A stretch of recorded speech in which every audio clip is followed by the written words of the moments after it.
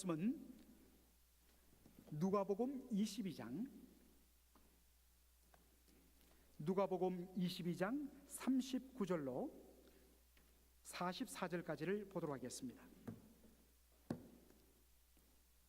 누가복음 22장 39절로 44절.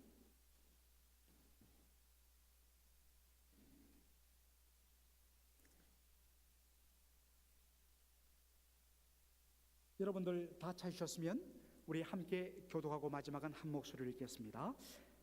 예수께서 나가사 섭관을 쫓아 감람산에 가시매 제자들도 쫓았더니 그곳에 이르러 저희에게 이르시되 시험에 들지 않기를 기도하라 하시고 저희를 떠나 돌 던질 만큼 가서 무릎을 꿇고 기도하여 가라사대 아버지여, 만일 아버지의 뜻이거든 이 잔을 내게서 옮기시옵소서.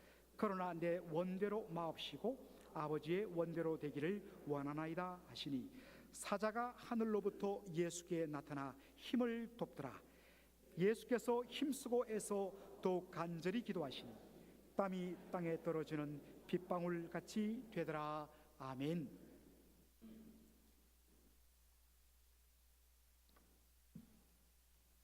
오늘 저는 아고니아라는 제목으로 말씀을 전하고자 합니다.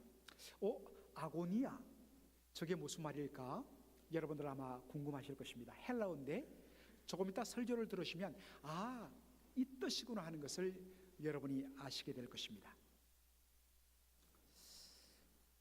어릴 때 제 어머니가 참 재미난 이야기를 많이 들려주셨는데 그 중에 오늘 이 섭관이라는 단어가 성경에 나오는데 이것과 관련되어서 한 재미난 이야기가 떠올라서 여러분과 함께 나누고자 합니다. 일제시대에 한 기생이 있었는데 시집을 가고 싶었습니다. 그런데 그 당시에 자신이 기생이라는 그런 신분을 밝히면 정상적으로 결혼하기가 좀 어렵지 않습니까? 그래서 신여성, 그 당시 한국에서 공부하고 일본에 유학까지 한 신여성, 요조숙녀로 자신을 그렇게 꾸미고 나가서 선을 보았습니다. 아주 단아한 모습에 멋있는 모자를 쓰고 그리고 말 한마디 한마디에 아주 정성을 쏟으면서 예의를 갖추었습니다. 그랬더니 선보는 청년이 그만 이 아가씨에게 홀딱 반하고 말았습니다. 그래서 한참 대화가 무르익었을 때 이 청년이 이 아가씨에게 질문을 던집니다. 저 숙녀께서 가장 좋아하는 그러한 노래가 무엇인지 물어봐도 되겠습니까? 했더니만 이분이 얼굴을 붉히며 저는 홍남파 선생님의 봉선화를 좋아합니다. 이렇게 비슷합니까? 그랬더니 불쑥 이 청년이 이렇게 요구를 하는 겁니다. 저 그렇다면 숙녀께 죄송하지만 그 아름다운 목소리로 노래 한 곡 부탁해도 되겠습니까? 했더니만 내숭을 떨면서 제가 잘할까 모르겠어요 하면서 처음에는 성악 형태로 불렀습니다. 어떻게 시작하죠? 울밑에 손 이렇게 쭉 나가지 않습니까? 그런데 그렇게 딱 하다가 갑자기 필이 쫙 올라오자마자 자기도 모르게 타령조로 불렀습니다. 울밑에 손 봉선화야 이렇게 불렀다는 겁니다. 그래서 금방 당장 뽀록이 나서 그냥 그 자리에서 차였다는 그런 이야기를 어릴 때 들었습니다. 역시 우리 2부 예배는 반응이 다르시네요.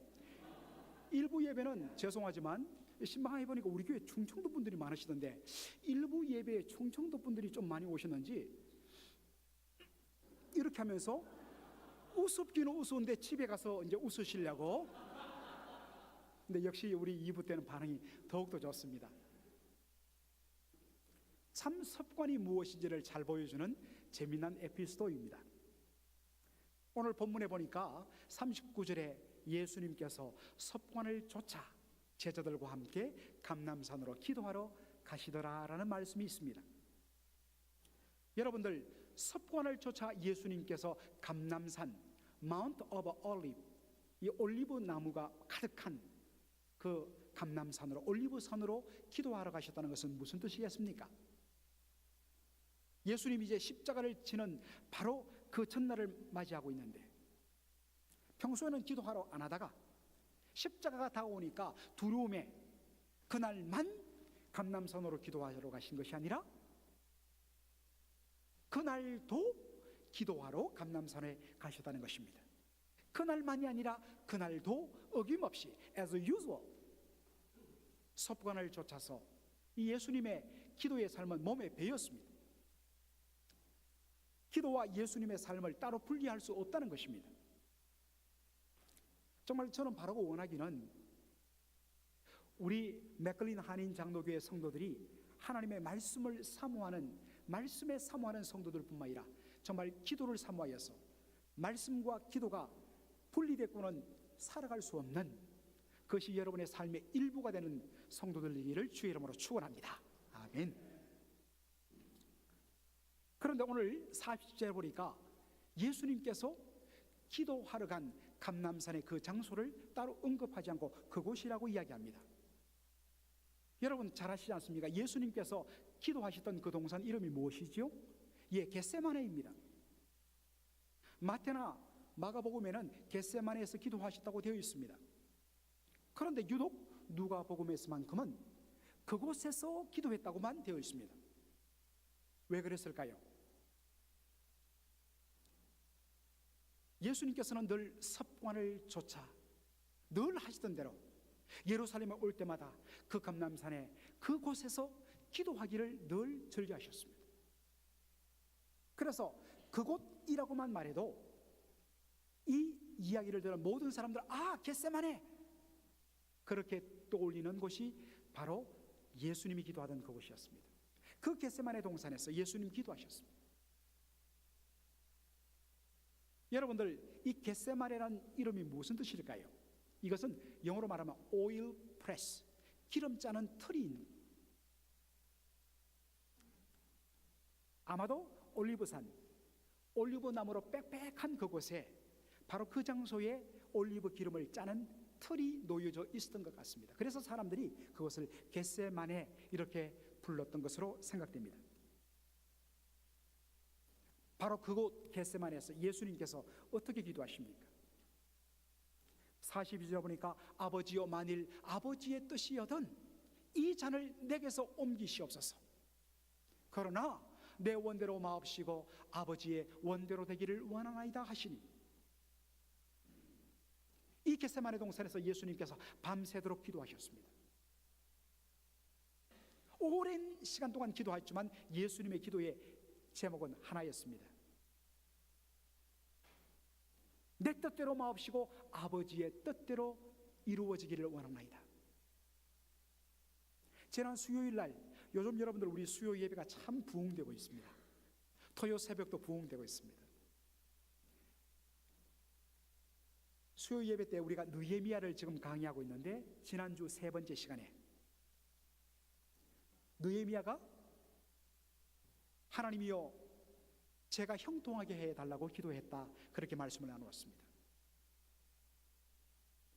우리가 보통 생각하는 형통이라는 것, 이것은 보통 영어 그대로 success, 성공하고 내 뜻이 이루어지는 것, 이럴 때 우리는 형통하다, 성공했다 이야기합니다. 그런데 느헤미야가 형통하게 해달라는 것은 다른 차원이라고 했습니다. 내가 잘되고 내 뜻이 이루어지게 하옵소서가 아니라 아버지의 뜻, 하나님의 뜻이 이루어지게 하여 주옵소서, 이것이 success, 성공이고 형통이라, 그렇게 말씀을 나누었습니다. 예수님의 마음이었습니다. 내 뜻대로 마옵시고 아버지의 뜻대로 되게 하옵소서. 이것이 우리 기도의 최정점에 놓여 있어야 합니다. 아버지의 뜻은 무엇이었습니까? 바로 아들 예수님이 십자가를 지고 죽는 것이었습니다. 그런데 간절하게 기도하시는 예수님 앞에 어떤 일이 벌어집니까?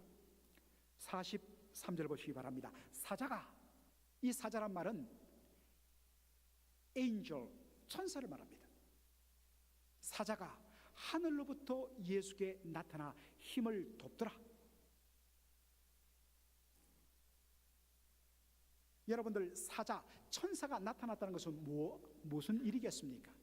천사란 것은 바로 하나님의 메시지를 전하도록 보냄받은 메신저, 사신이 바로 천사입니다.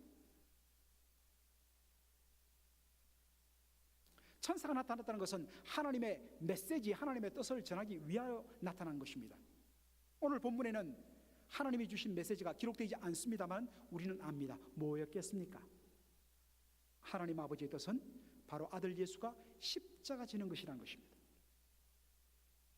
그리고 나서는 그 십자가를 감당할 수 있도록 천사를 통해서 힘과 용기로 불어넣고 도우십니다.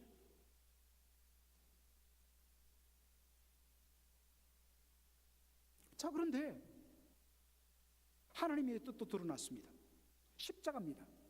그리고 감당할 수 있는 힘과 용기를 불어넣어 주셨습니다. 그렇다면 예수님 이제 마음 편하게 십자가를 기다리며 준비하면 되는데, 여러분 44절이 어떻게 되어 있습니까? 다 같이 우리 44절 한번 한 목소리로 읽겠습니다. 시작. 예수께서 힘쓰고 애써 더욱 간절히 기도하시니 땀이 땅에 떨어지는 빗방울 같이 뛰었더라. 여러분, 예수님이 천사가 돕는 힘을 받고서 어떻게 합니까?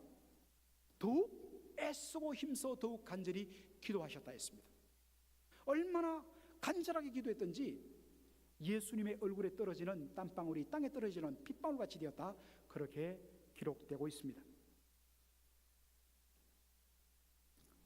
여러분, 예수님이 이제 더 이상 애써 기도할 이유가 없습니다. 그런데 왜 더 간절하게 기도하셨을까요? 바로 그 해답은 힘쓰고 애쓰라는 말이 있습니다. 여러분, 힘쓰고 애쓰란 말이 어떻게 들리십니까? 온 힘을 다하여서 열정적으로, 이런 의미로 다가오지 않습니까? 그런데 여러분, 바로 이 힘쓰고 애쓰라는 이 말을 헬라어로 보면 뭐냐면 아고니아입니다. 그래서 오늘 제가 설교 제목을 아고니아로 잡았습니다. 다시 한번 여러분 우리 방송실 44절 한번 띄워주십시오. 여러분, 힘쓰고 애쓰를 영어로 어떻게 되어 있습니까? Being in anguish. anguish란 것은 바로 피곤하고 핍절하고 고민하고 바로 번민하고 그러한 의미입니다. 어떤 영어 성경에는 이것을 anguish라고 번역하지 않고 애곤이라고 번역합니다. 이 애곤이라는 것을 영어 사전을 보면 번민, 두려움, 근심이란 뜻이 되어 있습니다. 놀랍게도 이 영어 단어 애곤이는 아고니아라는 헬라어에서 그대로 빌려온 단어입니다.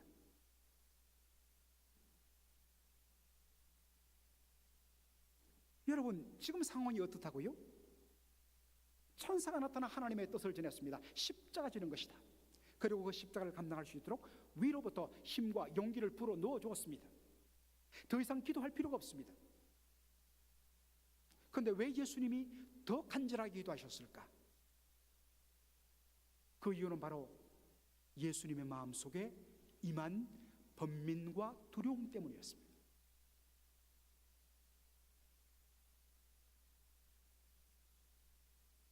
여러분, 이것을 우리가 어떻게 이해할까요? 우리나라 말로도 많이 번역되어 있는데 참 좋은 그러한 책들을 많이 쓰시는 분이 R.C. 스프라울이란 분입니다. R.C. 스프라울 박사님. 우리 2세들은 이분을 잘 압니다. 탁월한 신학자인데 아주 그것을 우리 성도들의 눈높이에 맞추어서 잘 풀어내는, 그리고 적용하는 탁월한 신학자요 목회자입니다. 이 R.C. 스프라울 박사가 주기도문 강의를 하면서 바로 이 부분을 해석하면서 이렇게 해석했습니다. 예수님, 하나님의 뜻을 너무나 잘 알고 있지만은, 그리고 위로부터 하나님이 주시는 힘과 용기를 받았지만, 예수님의 마음속에 또다시 찾아오는 것은 내가 과연 이 십자가를 잘 감당할 수 있을까라는 번민과 두려움이 밀려왔다는 것입니다. 여러분, 이것이 누구의 모습입니까? 십자가를 앞둔 예수님의 모습이에요. 여러분, 예수님의 이 모습을 보고 실망하셨습니까? 그런데 저에게는 이것이 얼마나 큰 위로가 되었는지 모릅니다. 왜냐하면 저와 여러분은 은혜를 받았다가도 돌아서면 너무나도 사소한 일을 만나기만 하면 금방 넘어지고 쓰러지고 그 받은 은혜를 쏟아버리는 연약한 존재이기 때문입니다. 그때마다 자기 자신에게 실망합니다. 또 그 중에는 하나님 앞에 더 큰 은혜 받아서, 더 큰 성령의 은혜를 받아서 내 마음을 하나님이 주시는 위로와 평안으로 다시 채우면서 이 모든 문제를 극복하기를 위해서 몸부림치는 성도도 있습니다. 성령의 은혜만 받기만 하면 염려와 두려움이 사라지고 내 마음에 평안이 넘칠 것이다. 그런 의미에서 성령의 뜨거운 은혜를 사모하는 성도들이 있습니다. 제가 칼럼에도 언급했지만 이번에 신방 중에 어떤 분이 그러한 기도 제목을 내시는 걸 보고 제 마음이 얼마나 기뻤는지 마음껏 기도했습니다. 그리고 제가 수요 예배 그리고 토요 새벽에도 여러분과 함께 기도하자고 했는데 정말 우리 교회에 그와 같은 성령의 뜨거운 은혜를 사모하며 누리는 그런 일이 일어나게 하여 주옵소서. 저 그렇게 함께 기도하자고 했습니다. 앞으로 우리 교회가 그런 은혜가 더 넘치기를 소원합니다.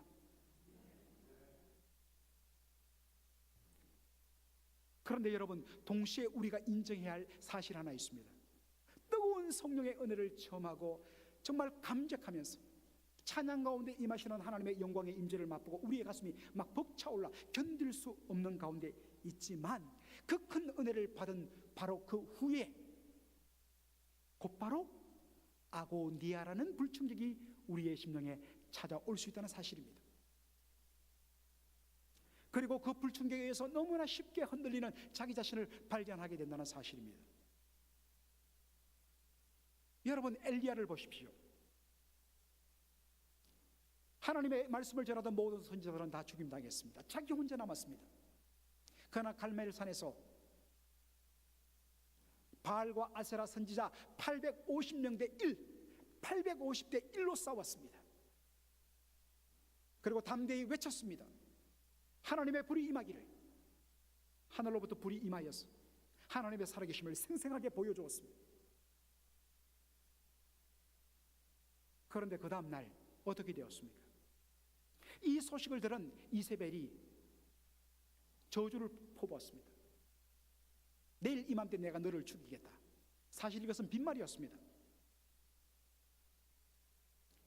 그런데 힘없는, 이제 더 이상 아무런 능력이 없는 이세벨이 던진 이 빈말 한마디에 그냥 넘어지고 말았습니다. 여러분, 이게 우리 인생입니다. 단 한순간도 하나님의 은혜에 붙들려 있지 아니하면 받은 은혜 뒤에 곧바로 찾아오는 아고니아에 의해서 흔들리는 것이 저와 여러분의 연약한 실존입니다. 여러분, 그러므로 천사를 통해서 하나님의 뜻 십자가를 다시 한 번 더 확증받고 그리고 감당할 수 있는 힘과 능력을 공급받고서도 찾아온 예수님의 심령에 있는 아고니아를 보면서 이것이 얼마나 우리에게 큰 위로가 되는지 모릅니다. 여러분들, 쉽게 실망하고 쉽게 무너지고 쉽게 은혜의 자리에서 흔들거리는 자신을 보면서 탄식하며, 야, 남들은 안 그런데 저분은 저렇게 충만한데 왜 나만 이러지? 여러분, 탄식하십니까? 다른 분들도 똑같이 여러분을 보면서 그렇게 말씀하십니다.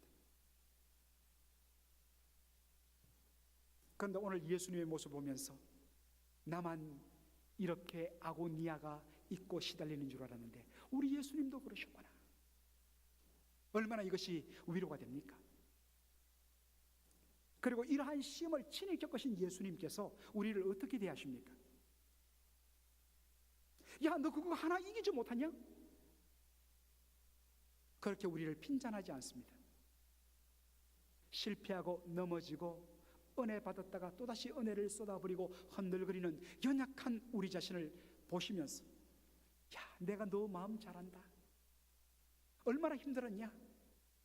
하면서 우리를 도리어 품어주시는 주님이십니다. 여러분, 그러므로 우리도 마찬가지입니다.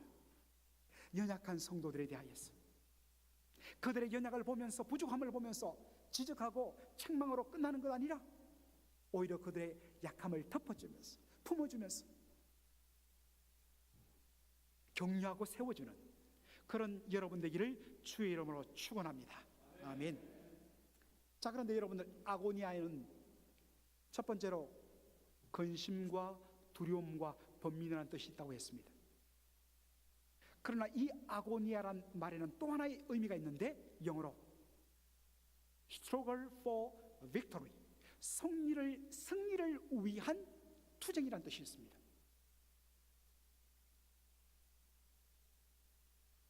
두려움과 번민과 근심에 짓눌려서 뒤로 물러나는 것이 아니라 그럴수록 더 승리를 위해서 몸부림치고 싸우고 피 흘리기까지 몸부림치는 그 투쟁이 아고니아라는 뜻이 담겨 있습니다. 여러분들, 우리가 우리의 연약함과 실패와 부족함 때문에 여러분 번민과 고민에 빠져서 뒤로 물러나는 것으로 끝나면 되지 않습니다. 우리 예수 믿는 사람에게는 예수님의 역설이 있어야 됩니다. 번민과 두려움의 아고니아, 그것으로 끝나지 않고 오히려 그것 때문에 더 하나님 앞에 나가 그 두려움을 이기기 위해서, 승리를 위해서 몸부림치며 투쟁하는 아고니아가 있어야 된다는 사실입니다. 시카고에 가면 그 윌로우 크릭 처치라고 아주 큰 교회가 있죠. 그 교회를 담임하시는 빌 하이벨스 목사님께서 쓰신 아주 귀한 기도에 관한 책이 있는데, 영어 제목이 이렇습니다. Too busy not to pray. 뭐겠습니까? 너무 바빠서 오히려 기도한다는 뜻입니다. 이게 우리나라 말로 너무 바빠서 기도합니다, 이렇게 그대로 번역됐습니다. 얼마나 역설이 있습니까? 바쁘면 기도 못하고, 낙심되면 포기하고 절망하고 뒤로 넘어져야 되는데, 바쁘니까 더 기도하고, 낙심되니까 더 이기기 위해서 하나님 앞으로 나가는, 이게 예수 믿는 사람들의 진정 이 시대의 흐름을 뛰어넘는 물줄기를 거슬러가는 그러한 신앙의 역설이라는 사실입니다. 우리 교회가 그동안 침체 가운데 있었습니까? 그것 때문에 이제는 끝이다, 이대로 갈 수밖에 없다가 아니라, 그렇기 때문에 주의 부흥이 더 필요하고 주의 위로부터 내리는 은혜가 더 필요합니다. 주여 은혜를 주옵소서. 이런 신앙의 역설이 우리한테 요구된다는 것입니다. 이게 아고니아의 의미입니다. 그래서 예수님 어떻게 하십니까? 44절 보니까 예수님께서 더욱 간절히 기도하시니라고 되어 있습니다. 여러분들, 간절히 기도한다, 이 간절하다는 말이 무슨 의미일까요? 원어적으로는 두 가지 의미가 있습니다. 하나는 문자 그대로 뜨겁게, fervently, 뜨겁게라는 의미가 있습니다.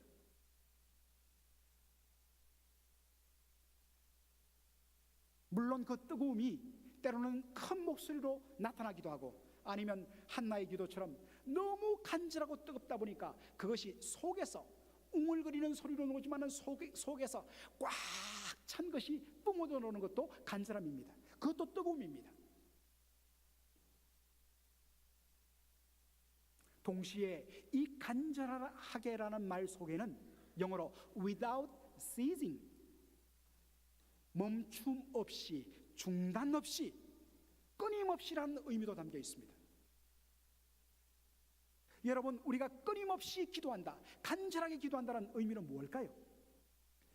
하루 24시간 단 1분도 빠트림없이 그렇게 기도한다는 의미로도 우리가 접근할 수 있습니다만, 오히려 이것은 반대로 단 한순간이라도 하나님의 은혜 붙들어 주심이 없으면 저는 설 수 없습니다라는 철두철미한 하나님의 은혜가 아니고서는 설 수 없다는 사모함과 하나님에 대한 신앙 고백이 담겨 있습니다.